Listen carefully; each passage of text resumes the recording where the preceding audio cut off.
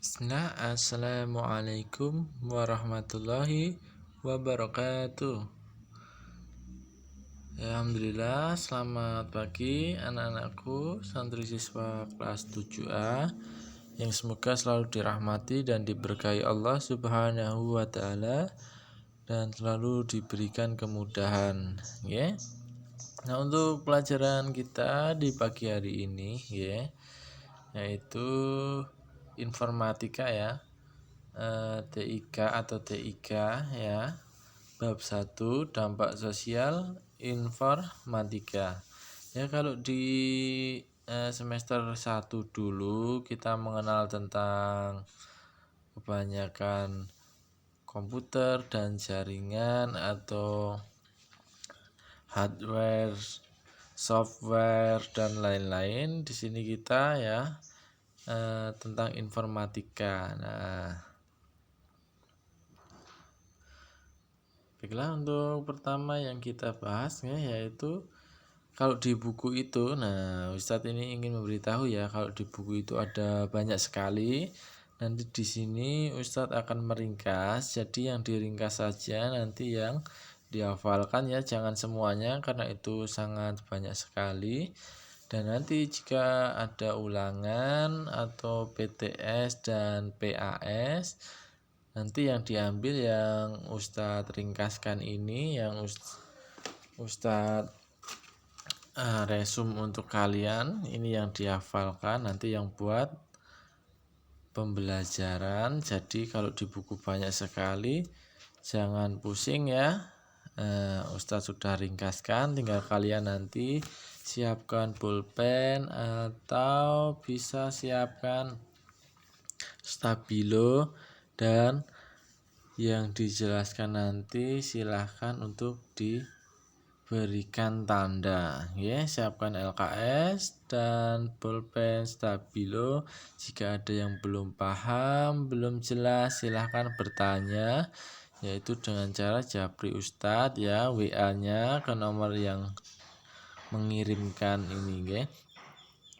Oke, baiklah, kita lanjutkan, yaitu tentang sejarah revolusi digital, ya, di halaman 4. Nah, kita ambil sedikit-sedikit saja. Revolusi digital adalah perubahan dari teknologi mekanik dan elektronik analog ke teknologi digital yang telah terjadi sejak tahun 1980, ya, dan berlanjut sampai saat ini, ya. Lalu ada penerapan konvergensi masyarakat digital, masih di halaman 4, ya. Itu ada definisi, ya. Definisinya konvergensi diterjemahkan sebagai titik yang mempertemukan dua pihak, ya. Definisi dari konvergensi. Lalu ada klasifikasi konvergensi di halaman 5, ya. Ada beberapa, yaitu konvergensi dalam ruang lingkup teknologi analog dan digital. Lalu ada konvergensi media teknologi komunikasi sebagai realita sosial. Lalu ada konvergensi teknologi komunikasi sebagai barometer sosial. Dan ada konvergensi media komunikasi dan proses sosial. Kita lanjutkan, ya. Nah, itu saja yang kalian garis bawah tadi, di inti-intinya saja. Besok kalau ulangan atau PAS yang muncul tetap itu, ya. Lalu ada yang ketiga, yaitu fase-fase perkembangan media sosial di halaman 6, ya. Perkembangan media sosial diawali dengan penemuan sistem papan buletin pada tahun 1978 oleh Randi dan Watt Christensen, yang memberi peluang untuk warganet, ya. Warganet itu orang-orang yang menggunakan internet itu, ya, saling mengirim dan menerima pesan informasi surat elektronik atau email, ya. Ya, pasti sudah pernah mengirim email juga, ya.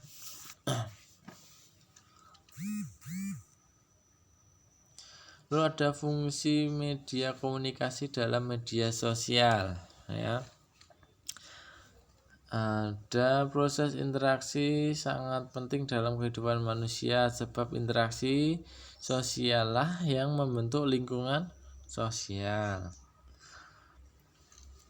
Ada proses kolaborasi digital, kalian lihat di halaman 7 ya. Ada apa saja di sana? Ada kolaborasi digital antara orang tua dan pendidikan, ya. Jadi orang tua juga harus berperan dalam pendidikan, dalam membimbing anak-anaknya, ya. Ada konsep digitalisasi, yang peran orang tua dalam pendidikan. Ada ragam platform digital.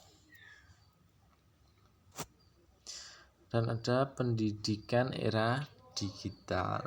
Nah, itu ya konsepnya, okay. B. Pencarian informasi, ya. Pencarian informasi. Ini proses kolaborasi digital, jadi ada dua, kolaborasi digital antara orang tua dan pendidikan, dan ada pencarian informasi. Contohnya mencari tugas-tugas sekolah di internet. Nah, itu sangat banyak juga, ya. Kita lanjutkan di halaman 8, ya, di halaman 8. Kemampuan melakukan komunikasi dan kolaborasi dalam masyarakat digital. Yaitu ada apa saja di sana? Ada yang pertama kemampuan menyimak, ya, listening skill. Lalu ada kemampuan bicara, ya. Bicara kalau bahasa Inggris speaking, ya, speaking skill. Lalu ada kemampuan menulis, reading skill. Ada kemampuan dalam melakukan komunikasi, dikategorikan sebagai berikut, ya. Kemampuan dalam melakukan komunikasi, ya. Kategorinya ada dua, yaitu komunikasi non-verbal, yaitu tanpa kata-kata, ya. Non-verbal, ya. Dan ada komunikasi verbal menggunakan lisan atau kata, ya. Nah, untuk pembahasannya di bab 1 bagian 1 semester 2 tentang informatika, ya. Cukup di sini dulu, jadi cuma pendek, kalian yang ini tadi bisa digarisbawahi di LKS-nya. Besok yang keluar juga ini waktu ada ulangan atau PTS, ya. Nanti ada juga kita bahas soal, nanti yang keluar yang mana saja nanti bisa kalian tandai juga, oke. Ya, kita cukupkan untuk pembelajaran informatika di pagi hari ini. Semoga bermanfaat, ya. Subhanakallahumma wa bihamdika asyhadu an la ilaha illa anta astaghfiruka wa atubu ilaik. Jangan lupa kalau ada pertanyaan japri, ya. Barakallahu fikum. Wassalamualaikum warahmatullahi wabarakatuh.